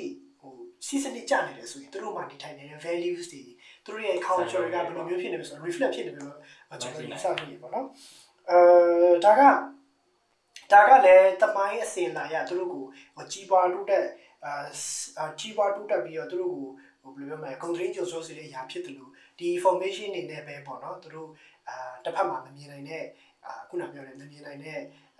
ကန့်ကျမာတွေကိုရင်ဆိုင်မှုလည်းတို့အစဉ်သင်ဖြစ်နေတာဒါလည်းရှိတယ်ဆိုတော့ကျွန်တော်တို့တွေ့ရပါတော့ဆိုတော့ဒီ the battle of Thermopylae မှာဆိုရင်တော့သူအကောင်းဆုံးသူတို့လှုပ်ဆောင်သွားခဲ့တဲ့နေရာတွေကျွန်တော်တို့တွေ့ရတာမှလည်းဖြစ်တာပေါ့နော်ဆိုတော့ hoplite တွေကကျွန်တော်နားလည်တော့သူတို့တိုက်ပွဲတစ်ခုပြီးသွားတဲ့ခါတိုင်းမှာလည်းဒီတန်ရာရတဲ့သူတွေစစ်တုံးမန်းတွေသူကအရှင်မထားဘဲနဲ့ဂျူကုတ်မကြန်ရှင်းတဲ့ပုံစံမျိုးထားမျိုးလည်းကျွန်တော်သိရတယ်ဆိုတော့တမိုင်းချောင်းနဲ့ဒီရုပ်ရှင်ဘက်ကရိုက်ပြတဲ့ဟာကိုရှင်းတဲ့အခါမှာတော့ရုပ်ရှင်ကတော့တမိုင်းချောင်းကိုတရားရကလုံးမှမရိုက်ပြနိုင်ဘူးเนาะစောစောကကာလိုပြောတဲ့အခါမှာအထက်မှာဆိုရင်ဒီသူရဲ့ဝတ်စုံတွေအကြောင်းပါတယ်ဒါပေမဲ့တကယ်တမ်းရုပ်ရှင်ထဲမှာတော့ခမောက်တစ်လုံးဓာတ်တစ်ချောင်းနဲ့ဒိုင်းကိုပဲပြီးတော့လံကိုပဲပြတာမျိုးရှိတယ်ဆိုတော့ဘယ်လိုပဲရုပ်ရှင်ကကြည့်ကောင်းအောင်ပြောင်းလဲရိုက်ပါလေတကယ်တမိုင်းကိုပြန်ပြီးတော့ဆန်းစစ်ပြီး reflect လုပ်ကြတဲ့အခါမှာတကယ်ကိုပဲGreek တွေ Spartan တွေကသူတို့ရဲ့ဒီစစ်ပွဲအတွက်ဘယ်လောက်တောင်ပြင်ဆင်ထားတယ်ပြီးတော့သူရဲ့နီးပြဟာတွေနီးစနစ်တွေကဘယ်လောက်တောင်ခက်ရှစ်ပေးလဲဆိုတော့ကျွန်တော်တို့ဝန်ခံရမှာဖြစ်တယ်ဆိုတော့ဒီ hoplites တွေရဲ့အကြောင်းအရာကျွန်တော်ပြန်ကြည့်မယ်ဆိုရင်ဒါကကျွန်တော်တို့ဒီ hoplites တွေ invent လုပ်လိုက်တဲ့နီးစနစ်တွေသူတို့ခေတ်ကာလဟာတွေလည်းအခုကျွန်တော်တို့ဒီ military tradition မှာဆက်ရှိနေတယ်ဆိုတော့နော်ဆိုတော့ခက်ရှစ်ပြေးတာလည်းဖြစ်တယ်လို့သူတို့ကလည်းဒီ pioneer ပေါ့နော်ဆိုဒီတဲ့သူတွေလို့လည်းပြောလို့ရတာပေါ့မှန်ပါတယ်ဘုရားလို့ဟုတ်ပြီဆိုတော့ဘုရားလို့ကျွန်တော်တို့ဒီဘီယင်ကြီး Leonidas အကြောင်းလည်းပြောပြီးပြီးရင် hoplite စစ်တွေရဲ့ view ဟာတွေဖွဲ့စည်းဖို့အကြောင်းလည်းပြောပြီးဆိုတော့အခုကျွန်တော်တို့တိုက်ပွဲစတင်တဲ့အကြောင်းတွားရအောင်နော်ဆိုတော့ကျွန်တော်တို့ဒ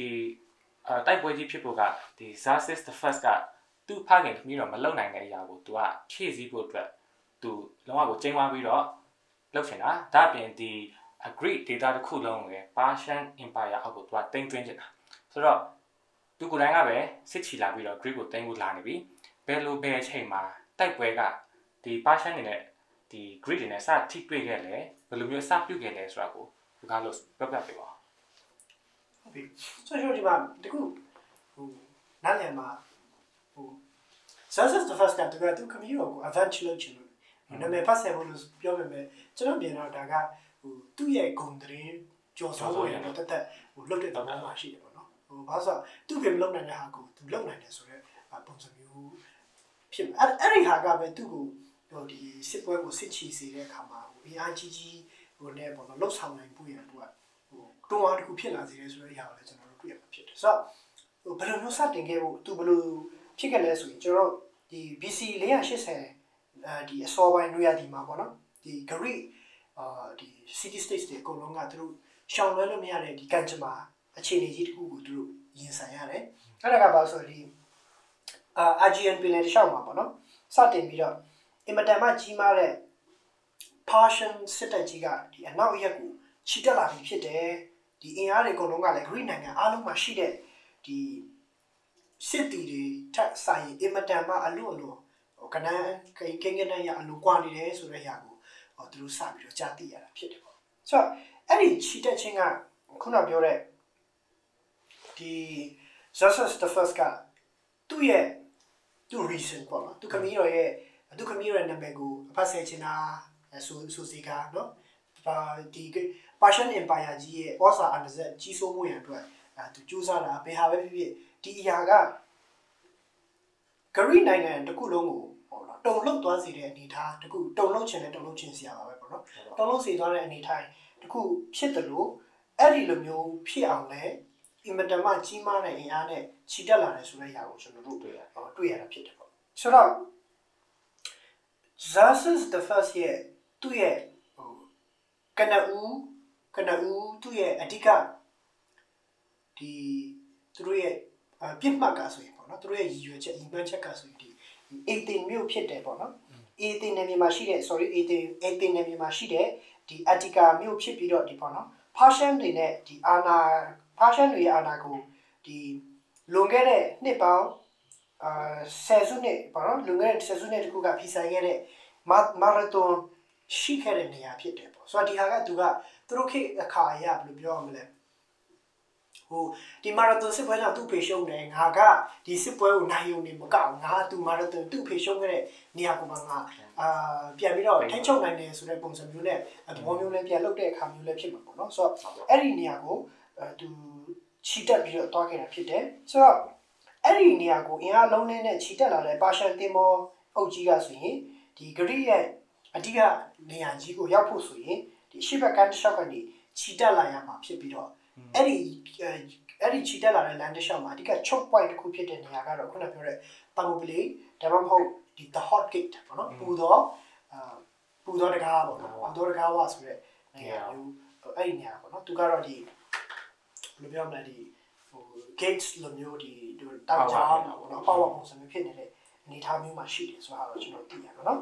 အဲ့ဒီကောင်ကပင်လယ်ကမ်းရိုးတန်းတစ်လျှောက်မှာကြီးမြောင်းတဲ့တောင်ကြားလမ်းလေးဖြစ်ပြီးတော့အဲ့ဒီတောင်ကြားလမ်းကိုမဖြစ်မနေလာရမှာဖြစ်တယ်ပေါ့နော်အဲ့တောင်ကြားလမ်းမှာဆိုရင်ဒီခုနပြောတဲ့ဒီဆာလဖာရေဘူးကန်ကြီးတွေနဲ့ဒီမတ်ဆောက်တဲ့ကြောက်ကဘာတွေကဒီ natural barrier ပေါ့နော်တဘာဝအကာအကွယ်ဖြစ်နေရှိနေပြီးတော့ဒီ Greek လူမျိုးတွေအတွက်ပေါ့နော်စီရေးရတဘာဝခံတက်ကြီးတစ်ခုအနေနဲ့ရှိနေတယ်ဆိုတဲ့အရာကိုတွေ့ရတယ်ဒါကလည်းသူတို့တို့ဒီအာသာချက်တစ်ခုပဲဖြစ်တယ်ပေါ့နော်ဆိုတော့အဲ့ဒီအာသာချက်ကဆိုရင်အဲ့ဒီတာမိုပလီဒီတောင်ကြားလမ်းကဆိုရင်အင်အားအပြင်အစမတန်กว่าတဲ့ Greek city states တွေအတွက်အင်မတန်မှဘယ်လိုပြောရမလဲ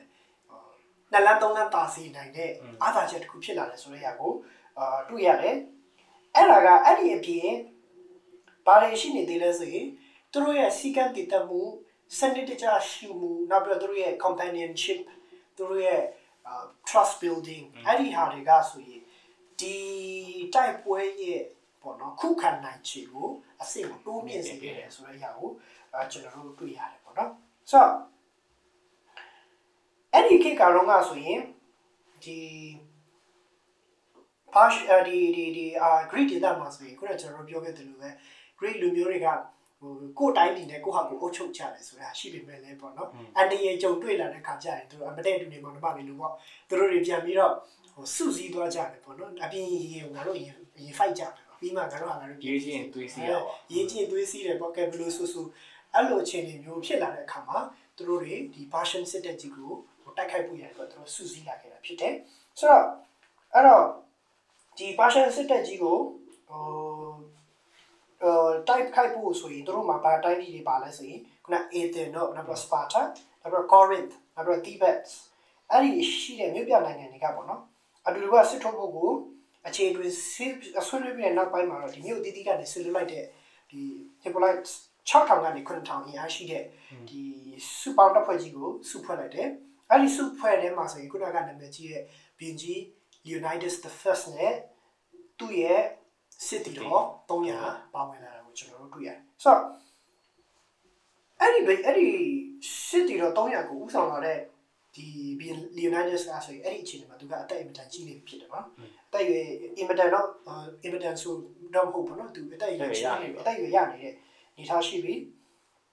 ဒါပေမဲ့လည်းသူကသူ့ရဲ့ကြက်ခိုင်မှုစီးကန်းတည်တက်မှုတွေနဲ့သူရဲ့ AC တည်ငြိမ်တက်တဲ့ဒီ decision making ဘက်မှာလည်းဟိုခန့်ဖြစ်နေတဲ့အရာတွေကနောက်ပြီးတော့သူရဲ့အနိုင်မခံ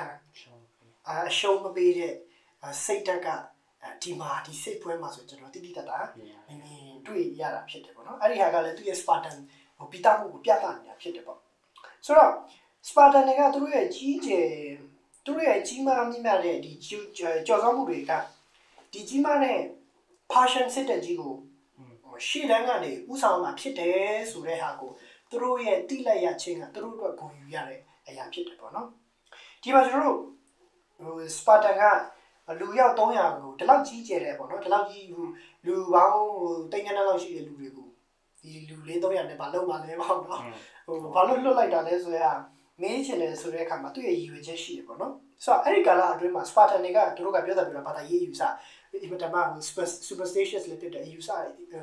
လိုပြောမလဲ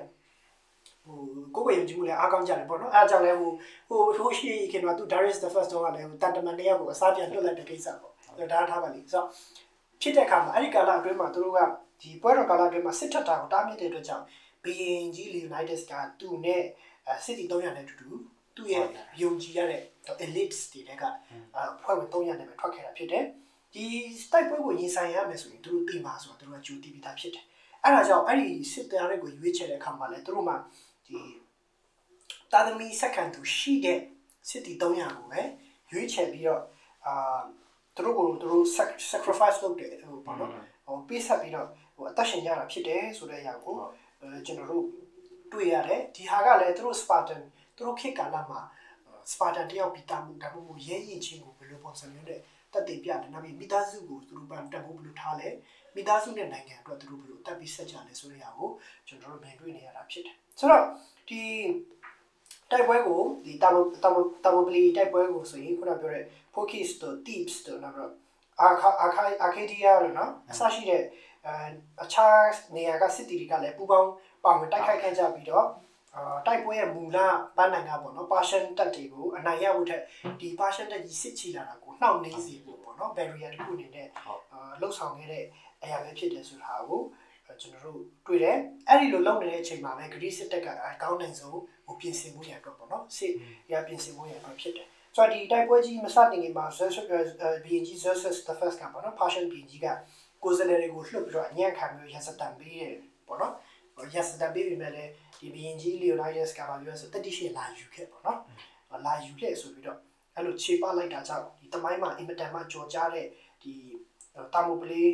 တိုက်ပွဲကြီးကစတင်လာခဲ့တယ်ဆိုတဲ့အရာတော့ရှိတာပေါ့ဟုတ်ကျေးဇူးပါကိုကားလို့စီဟုတ်ကဲ့ကိုကားလို့စီအခုလိုမျိုးတမိုင်းကြောင်းအပြေးဝမမှန်ကန်ကန်နဲ့ကျွန်တော်တို့ကိုရှင်းပြပေးတဲ့ကျေးဇူးတင်တယ်ရုပ်ရှင်ကြည့်ရခဲ့တဲ့အခါမှာဒီ 300 ရုပ်ရှင်မှာဆိုရင်ဒီ Spartan 300ရဲ့ပါရှားကျူးကျော်မှုကိုခုခံမှုကိုပဲဒီအဓိကရိုက်ပြလာတယ်ပေါ့နော်ဆိုတော့အခုလိုမျိုးတမိုင်းကြောင်းပြေးဝပြန်ပြီးတော့လေ့လာကြည့်တဲ့အခါမှာတကယ်တမ်းမှာ Spartan 300တင်မဟုတ်ပဲနဲ့ဒီ Greek အင်အားတပ်ပေါင်းစုကြီးဒီ6000နဲ့9000လောက်ရှိမဲ့အင်အားစုကြီးကကိုနီကိုဟန်နဲ့သူ့ရဲ့နီးပြူဟာနဲ့ဒီတွန်းလှန်ခဲ့တယ်ခုခံခဲ့တယ်ဆိုတာကိုကျွန်တော်တို့ Gualos ပတ်ကြပုံရသိရတယ်။ရမ်းမဲ့ကျေးဇူးတင်ပါတယ်။ဆိုတော့တကယ်တမ်းမှာအခုလိုမျိုးဟို Spartan တွေကလည်းသူ့ရဲ့နေမြေနေထားရကောပြီးရင်သူ့ရဲ့ team building နဲ့နီးပြူဟာရအတားစီးရနေပြီဒီခုခံစစ်တပ်ကဟိုဘယ်လောက်ပဲခုခံစစ်ဖြစ်နေပြီမဲ့လည်းသူတို့မှာအားတာချက်ကရှိနေပြီသားဖြစ်တယ်ပေါ့နော် ဆိုတော့ဒီလိုမျိုးအပတ်ကဟိုတာလွန်နေတဲ့ဒီစစ်ပွဲမှာဆိုရင်ဘယ်လိုအကြောင်းအရာမျိုးကဒီစပါတန်တွေကိုဒီခုခံစစ်ကိုကြာရှုံးသွားစေခဲ့ရလဲပြီးတော့ဒီစစ်ပွဲကြီးမှာဘယ်လိုမျိုးခိုက်တက်နေနဲ့ကျွန်တော်တို့မတိလိုက်တဲ့ခိုက်တက်နေရှိမယ်ဆိုရင်ကိုကလို့ကျွန်တော်တို့ပြောပြပေးပါဦး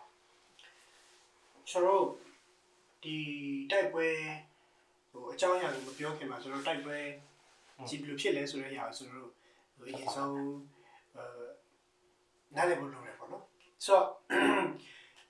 ဖြစ်ကောင်းဖြစ်ပါလိမ့်မယ်သူတို့ဒီရုပ်ရှင်ဇာတ်ကားထဲမှာသူတို့ဒီ300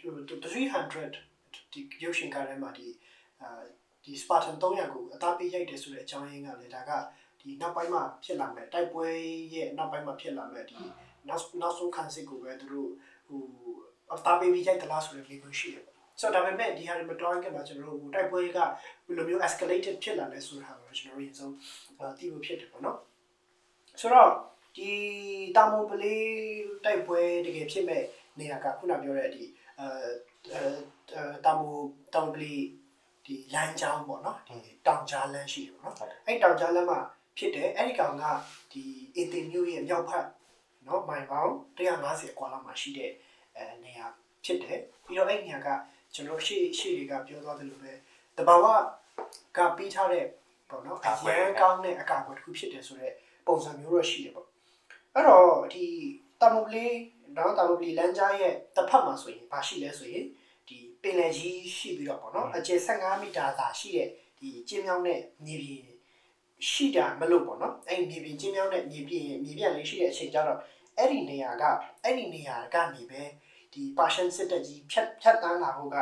ဟိုအဲ့ဒီနေရာကပဲပေါ့နော်ထိုးပေါက်ဝင်ရောက်လာတာအဲ့ဒီနေရာကပဲပေါ့နော်အရေးပါတဲ့နေရာတစ်ခုဖြစ်နေခဲ့တယ်ပေါ့နော်ဆိုတော့ဒီ Spartan ဘရင် Leonidas နဲ့သူ့ရဲ့အပေါင်းပါတယ်သူ့ရဲ့နောက်လိုက်တွေသူစစ်တပ်နဲ့အတူတူပေါ့နော်ဒီ Spartan ဘရင်ရဲ့ညွှန်ကြားမှုအောက်အားဖြင့်ပေါ့နော်ဒီ Greek တပ်ဖွဲ့တွေကပေါ့နော်ဒီအလေတကားလို့ခေါ်တဲ့ခုနကဒီPhocian နိုင်ငံပေါ့နော်ကြောက်ပြားကျွန်းရဲ့ပြက်စီးနေတဲ့အပိုင်းကိုသူတို့ခတ်တော့ပဲသူတို့ပြန်လဲတိဆောက်ပြီးတော့ကာကွယ်ဖို့တော့သူတို့အသုံးပြုခဲ့တယ်ဆိုတာကိုလည်းကျွန်တော်တို့တွေ့ရတယ်အဲ့ဒီလိုမျိုးပေါ့နော်ဒီကာကွယ်ရေးမှာဒီတွန်းလှန်မှုကြီးမှာဆိုရင်စစ်ရေးအရာအင်မတန်မှမဖြစ်မနေလိုအပ်တဲ့မဟာဗျူဟာတက်ကြီးပေါ့နော်အဲ့ဒီမဟာဗျူဟာတက်ကြီးကိုGreek တပ်ပေါင်းတွေရဲ့ Greek နိုင်ငံသား Greek city state တွေအကုန်လုံးကနေပြီးတော့စုပေါင်းပြီးတော့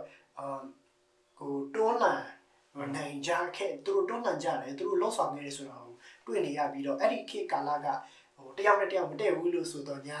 သူတို့ဟိုအချင်းချင်းဟိုပေါ့နော်ဟိုအာလီယေကြုံတွေ့လာတဲ့အခါမှာသူတို့စွစွစီစီလှုပ်ဆောင်နိုင်တယ်ဆိုတဲ့အရာကလည်းတစ်ဖက်မှာလည်းဟိုပြန်ပေါ်လာတယ်ဆိုတော့ဒီလိုနဲ့ကျွန်တော်ဆက်ကြည့်မယ်ဆိုရင်ဒီဘီယင်ဇက်ဆတ်the first ကဥဆောင်တဲ့ဒီစစ်တပ်ကနော်ဂရိ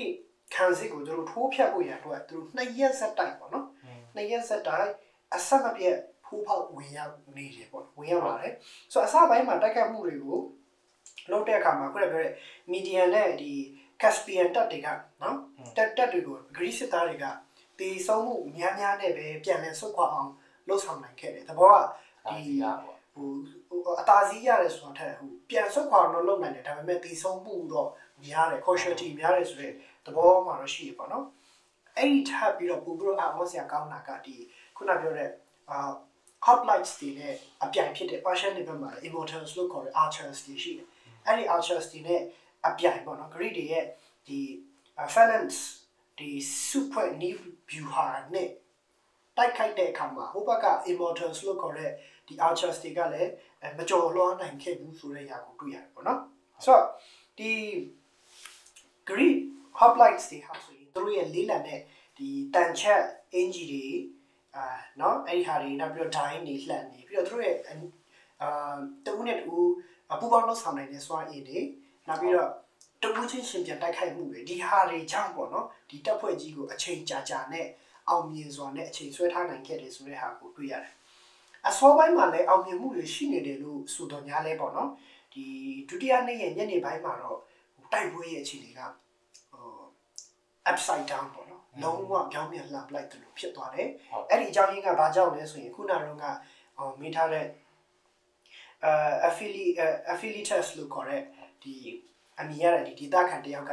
ဒီဘီရင် Xerxes ကိုဒီအဓိကခံစစ်လိုင်းကနေကိုကြော်သွားပတ်သွားပြီးတော့ပေါ့နော်ဒီတခြားလက်နက်တွေကြော်ပြတ်သွားပြီးတော့ဒီအနိုဖီယာလို့အမည်ရတဲ့ဒီတောင်ကြားလန်းတစ်ဖွဲ့ကိုပေါ့နော်သူကပြလိုက်တယ်ပြလိုက်တော့အဲ့ဒီလမ်းကနေပြီးတော့ Persian test တွေကတွားလို့ရပြီးတဲ့အချိန်မှာသူကဒီ roundabout လိုမျိုးလှည့်လိုက်တော့ဒီ Persian တက်တွေကိုခုခံနေတဲ့ခုနကပြောတဲ့ the phalanx စစ်ကြောင်း phalanx formation ကြီးကဟိုနောက်မှာလန်သွားတယ်နောက်ကျောကလန်သွားတယ်လို့ဖြစ်သွားပြီးတော့သူ့ရဲ့အဓိကအာဏာချက်ကလည်းနောက်ကျောဖြစ်တဲ့အခါမှာသူတို့ကနှစ်ဖက်လုံးမှာပိတ်ထားခံရတဲ့ပုံစံမျိုးဖြစ်သွားခဲ့တာနော်ဆိုတော့ဟိုအဲ့ဒီလမ်းရှောင်းကိုဒီဘယင် Leonidas ကကာကွယ်ဖို့ပေါ့နော်ဒီ Phocian တပ်ဖွဲ့တွေကိုခတ်ထားရပေမဲ့လည်းဒီပါရှားတက်တွေရဲ့ဒီမချင်မှတ်တဲ့ခြိတက်လာတဲ့အတွက်ကြောင့်ပေါ့နော်သူတို့ရဲ့တက်တွေကလည်းပို့ပြီးတော့မြင့်တဲ့နေရာကိုသူတို့ဆုတ်သွားရတဲ့အခြေအနေမှာရှိရပါတော့အဲ့ဒါကအဲ့လိုဆုတ်သွားရတဲ့အကြောင်းရင်းကပဲ Persian တက်တွေအတွက်သူတို့ဒီဘယ်လိုပြောမလဲဟိုတကားမရှိဓာတ်မရှိပေါ့နော်သူတို့လွတ်မြောက်စွာနဲ့ဟိုလွတ်လပ်သွားလာနိုင်တဲ့ပုံစံကိုသွားပြီးတော့Greek တက်တွေအတွက်ဟိုဆုံးရှုံးမှုအကြီးကြီးကိုဖြစ်စေခဲ့တယ်ဆိုတဲ့အကြောင်းအရာကိုတွေ့ရတယ်ပေါ့ဆိုတော့ Persian တက်တွေကဟို Greek တွေရဲ့အဓိကခံစစ်လိုင်းကိုတောင်ကြားကနေပြီးတော့တဆင့်သူတို့ကြော်ဖြတ်ဝင်လာကြပြောဖက်လာကမှ Leonidas ကမထင်မှတ်ထားတဲ့ဆုံးဖြတ်ချက်ကိုချဖို့သူမထင်မှတ်ထားတဲ့အချိန်တွေကိုကြုံတွေ့ရခါမှာသူဆုံးဖြတ်ချက်တစ်ခုကိုချဖို့ဟိုသူစဉ်းစားရတယ်ပေါ့နော်အဲ့တော့စဉ်းစားတဲ့အခါမှာသူကဟိုရည်ရွယ်ချက်ကပါရှန်နေဟိုမချီတက်လာနိုင်အောင်သူတို့ကဟိုဟန်တာဖို့ရန်အတွက်ပေါ့နော်ဟိုပြီးတော့ Green နိုင်ငံတွေကဒီအင်အားစုဖွဲ့ဖို့အင်အားဖြည့်တင်းမှုလက်နက်တပ်ဆင်မှုအချိန်တွေပေးထားတဲ့အခါမှာအခုဆိုရင်တော်တော်များများလည်းသူတို့အချိန်ဆွဲထားနိုင်ပြီးလည်းဖြစ်တယ်ပေါ့နော်2ရက်ဆိုရဲအချိန်ကနော်လည်းဖြစ်တယ်နောက်ပြီးတော့သူတို့ဟိုပါရှန်တက်တွေကိုလည်းတော်တော်များများပေါ့နော် morally ရပါတော့စိတ်ပိုင်းဆိုင်ရာအရသူတို့တော်တော်များများဟိုအနိုင်ယူထားတဲ့အနေအထားရှိတဲ့အခါမှာ Leonidas ကဘာလုပ်လိုက်လဲဆိုတော့ဒီအဓိက Greek တပ်ဖွဲ့ကြီးကိုပြန်ဆုတ်ဖို့အမိန့်ပေးလိုက်တယ်ပြောချင်တဲ့ဘောကပြန်ဆုတ်ပြီးတော့အေသင်မြို့မှာပြန်ခုခံဖို့ရပေါ့တော့နော်သူကအမိန့်ပေးလိုက်တယ်ဒါပေမဲ့သူနဲ့သူ့ရဲ့တပ်သားစပါတန်300ကတော့ပြီးတော့အခြားသောမဟာမိတ်အနေငယ်ပေါ့နော်မဟာမိတ်အနေငယ်တွေတော့ကြံသေးတယ်သူတို့နဲ့အတူတူဒီမှာပဲအကိုကိုခုခံဖို့သူတို့ကိုသူတို့ sacrifice လုပ်ဖို့ရန်အတွက်သူတို့ဆုံးဖြတ်ချက်ချခဲ့တယ်ပေါ့နော်ဒီလိုမျိုးဆုံးဖြတ်ချက်ချခဲ့တဲ့အကြောင်းအရာကပဲတမိုင်းတစ်လျှောက်မှာနာမည်အကြီးဆုံးเนาะနောက်ပြီးတော့အင်မတန်မှကြော်စောတဲ့စစ်ပွဲကြီးနောက်ပြီးတော့အင်မတန်မှတမိုးဂွန်ဒရင်ကျော်စောတဲ့အင်မတန်မှအဓိပ္ပာယ်ရှိတဲ့ဆွတ်လွတ်ခြင်းအကြောင်းအရာတစ်ခုဖြစ်လာတယ်ဆိုတဲ့ဟာကိုကျွန်တော်တို့တွေ့ရတယ်ပေါ့နော်အဲ့လိုအကြောင်းအရာကကျွန်တော်တို့ခုနကကျွန်တော်ရုပ်ရှင်ကအသားပေးရိုက်ထားတဲ့the Spartan the 300ဆိုတဲ့ဟာကိုလည်း inspire ဖြစ်စေတဲ့အကြောင်းရင်းလည်းဖြစ်ပါလိမ့်မယ်ဆိုတဲ့ဟာတော့ကျွန်တော်ထောက်ပြချင်ပါတယ်ဟုတ်ကဲ့ပါကိုကာလို့အဲ့မှာကျွန်တော်လည်းသိချင်တာတစ်ခုပေါ်လာပါတော့ပထမတစ်ခုကဒီသစ္စာဖောက်သွားတဲ့ affiliate test ပေါ့သူကဒီရုပ်ရှင်ထဲမှာဆိုတော့သူကစစ်သားဖြစ်နေတာဒါပေမဲ့ Leonidas ကသူ့ရဲ့ဒီ Spartan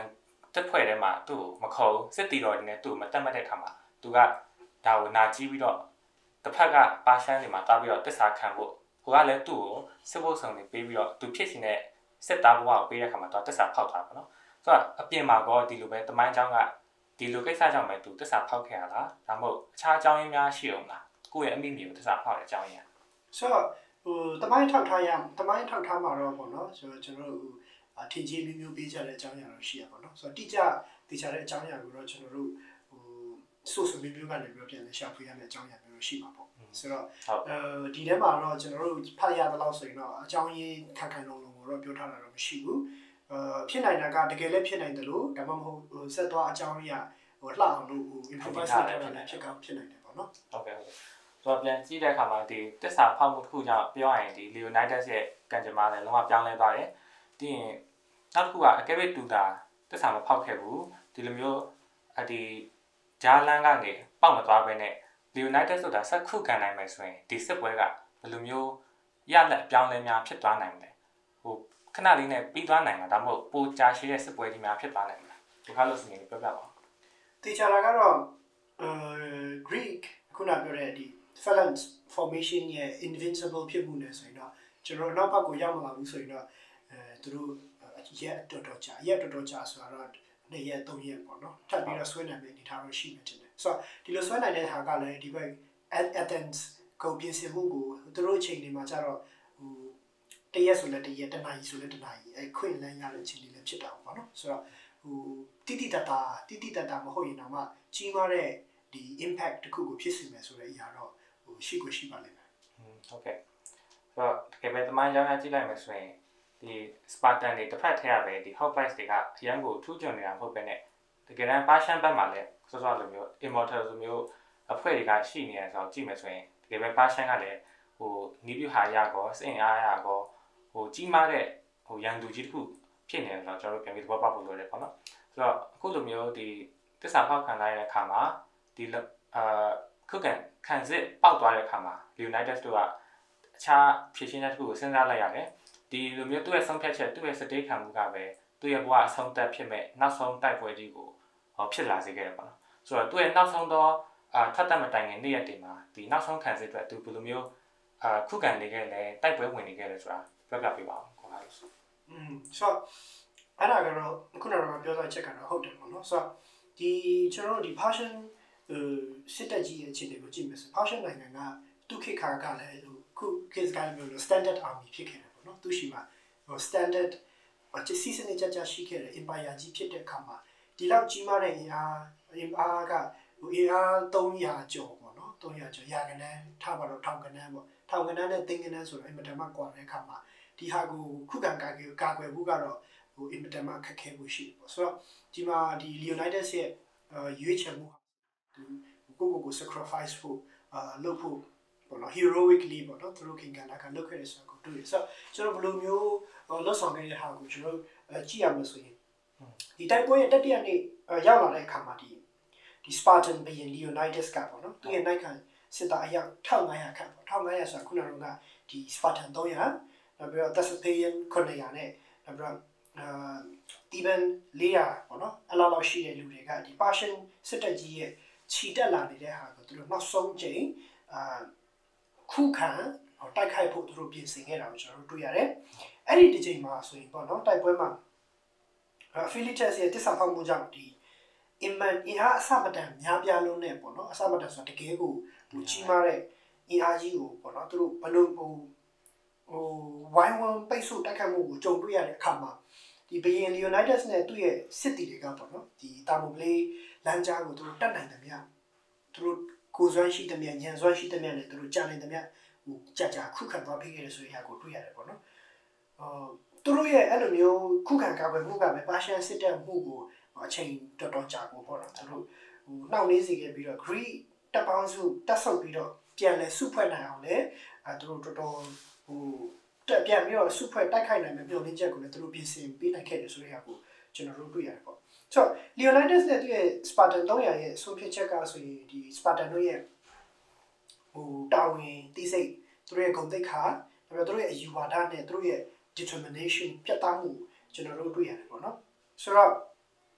နောက်ဆုံးမှာတော့ပေါ့နော်ဒီနောက်ဆုံးခံစစ်မှာ Leonidas ကဒီတိုက်ပွဲရဲ့အကျိုးသက်ရောက်မှုကိုအမြင့်ဆုံးတင်ဖို့ရန်အတွက်သူ့မှာရှိတဲ့အင်အားလေးနဲ့အင်အားကြီးကြီးကိုတိုက်ခတ်ဖို့ဆိုရင်သူကဒီဘယ်လိုပြောမလဲ damage အများကြီးဖြစ်ဖို့လိုတဲ့အခါမှာသူအမြင့်ဆုံးမြင့်တင်ဖို့ရန်အတွက်သူ့ရဲ့လူတွေကိုအကျယ်ဆုံး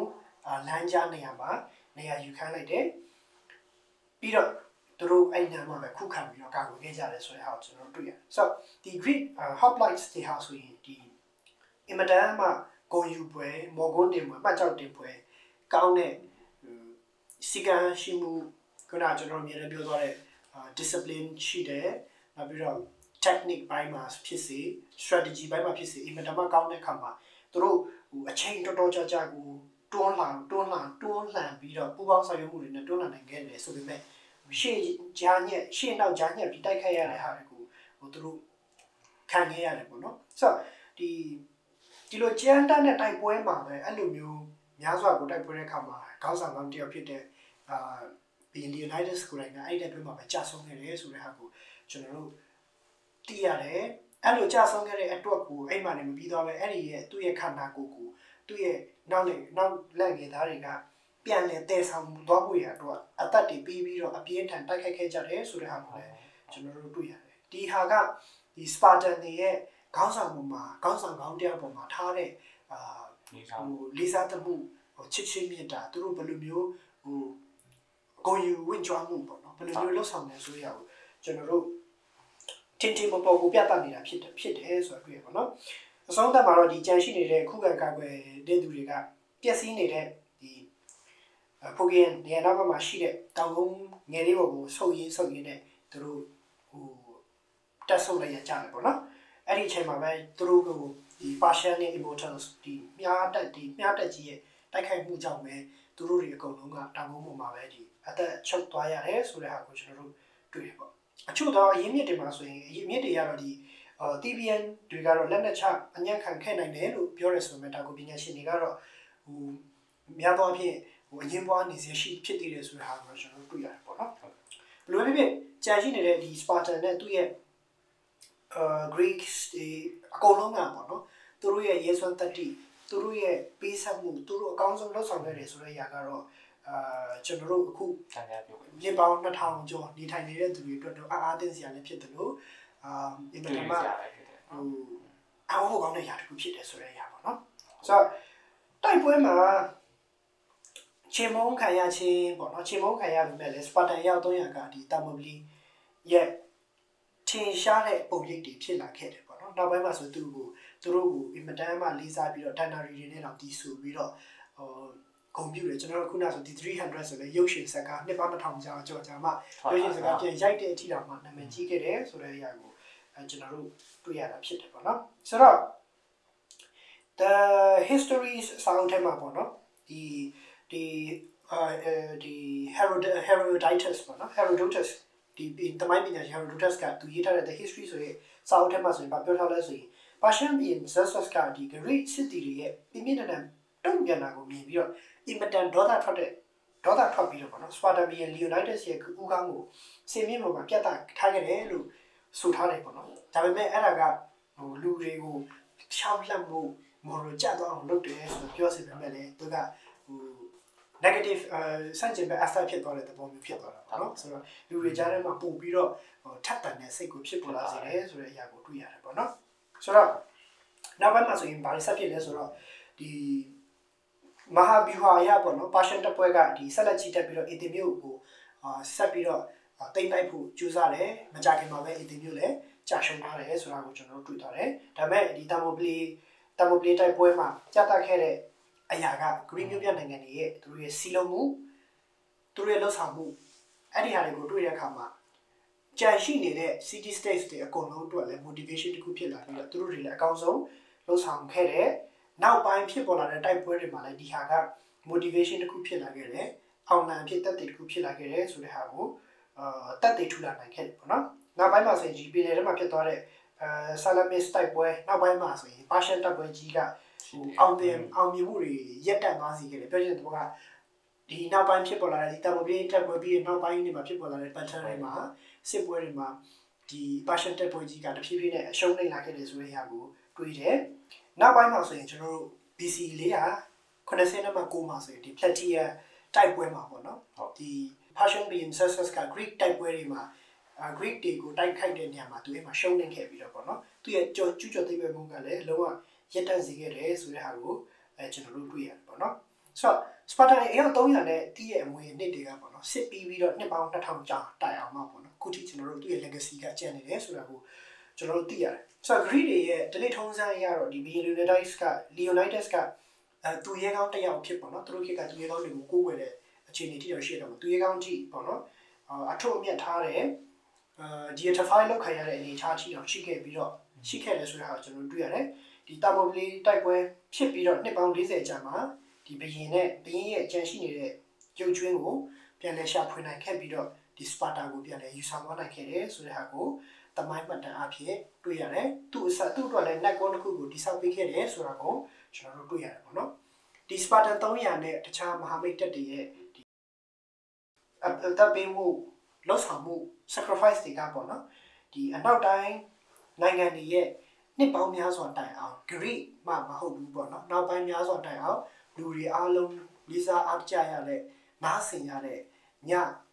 အိတ်ဒန်တာရီတပုတ်အနေနဲ့တော့၎င်းပုံမြင်နေနဲ့တော့၎င်းလူတိုင်းအားကလေးတိုင်းအားကြရတဲ့သူရဲကောင်းတယောက်ဖြစ်နေကောင်းဆက်ရှိနေတယ်ဆိုတဲ့အရာကိုတော့ ကျွန်တော်တို့တွေ့ခဲ့ရတယ်ပေါ့ နော်ကျွန်တော်ကိုယ်တိုင်လည်းဒီကိုကားလို့ပြောရတဲ့အရာကိုနားထောင်ရင်းနဲ့ဒီ Leonidas ရဲ့နေရာမှာကိုမြင်အောင်ကြည့်ရပါတော့ဒီ Hoplite တွေနဲ့ပြင်ကြီး Leonidas ကသူရဲ့နောက်ဆုံးထွက်သက်မှာသူရဲ့တိုင်းပြည်အတွက်သူရဲ့လူမျိုးအတွက်သူတို့ခုခံသွားတဲ့စိတ်ကအဲ့ဒီခိုက်တယ်မှာသူတို့ဘယ်လောက်တောင်ဂုဏ်ယူနေမလဲဆိုတာကျွန်တော်မြင်အောင်မိရပေါ့နော်ဆိုတော့သူတို့ရဲ့ဒီနီးစနစ်ကြမှုပြီးရင်တိုက်ပွဲပြူဟာပေါ်ဆောင်နိုင်မှုအပြင်စီးလုံးညီညွတ်မှုတရားတွေအားလုံးကသိရေးစရာမှာတင်မဟုတ်ပေါ့နော်တစ်ဖက်ကသူတို့နိုင်ငံသူတစ်ပြည့်ဒီ Greek လူမျိုးတွေရဲ့အတွေးခေါ်နဲ့ဒီသူတို့ရဲ့ရည်ချိန်နိုင်ငံရည်ချိန်ဘယ်လောက်ရှိလဲဆိုတာကိုသူတို့ရဲ့ဒီတမိုင်းကြောင်းကိုကြည့်ပြောလေကျွန်တော်တို့သိနာလည်နိုင်တယ်အခုလိုမျိုးပြင်ကြီး Leonidas နဲ့ Hoplite တီတော်တွေရဲ့ဒီရဲဝုံခုခံခဲ့တဲ့သူရဲ့အကြောင်းအရာကိုတမိုင်းကြောင်းထောက်ထားနဲ့တေချာပြောပြပေးသွားတဲ့ကိုကားလို့ဆိုအထူးပဲကျေးဇူးတင်ပါတယ်ကျွန်တော်လည်းဒီလိုမျိုးပေါ့ပြီးတော့ပြောချက်ခွင့်ရတဲ့အတွက်အများကြီးမှကျေးဇူးတင်ပါတယ်လို့ကျေးဇူးပါဗျဟုတ်ကဲ့ပါ The Window Break ကြီးဒီဘက်မှာတင်ဆက်သွားတဲ့အကြောင်းအရာကတော့တမိုင်းမှာအမှန်တကယ်ဖြစ်ပျက်ခဲ့တဲ့ Thermopylae စစ်ပွဲနဲ့ဒီစစ်ပွဲမှာပါဝင်ခဲ့တဲ့ Persian Spartan စစ်တီတော်တွေနဲ့ပြင်ကြီး Leonidas ရဲ့တိုက်ပွဲတွေအကြောင်းပြီးတော့တမိုင်းအကြောင်းတွေကိုအထောက်ထားရင်းနဲ့ပြောပြပေးသွားမှာဖြစ်ပါတယ်ဒီတမိုင်းဖြစ်ပျက်ကိုကြည့်ပြီးတော့ကြည့်ရှုသူပရိသတ်တွေအနေနဲ့လည်းမိမိရဲ့လူမျိုးနဲ့တိုင်းပြည်အတွက်ပြင်ကြီးရဲ့ဒီအခမ်းအနားတွေနဲ့တူကိုယ့်ကိုယ်ဘယ်လိုမျိုးကာကွယ်သင့်လဲဆိုတဲ့လေးစားအတူယူပွဲစိတ်သက်ကိုလည်းသင်ခန်းစာရကြပေးမယ်လို့ပြောနေပါတယ်။ Okay ကြည့်ရှုနေတဲ့ပရိသတ်ကြီးလည်းဒီဗီဒီယိုကိုကြည့်ပြီးတော့ဘယ်လိုမျိုးသင်ခန်းစာတွေအတူယူပွဲရရှိလဲ comment မှာဝင်ရောက်ဆွေးနွေးပါဖို့ဖိတ်ခေါ်ပါတယ်။အားလုံးပဲကြည့်ရှုပေးပါအတွက်ကျေးဇူးတင်ပါတယ်။နောက်ပတ်မှာပြန်လည်တွေ့ဆုံပါမယ်နော်။ The window portal to time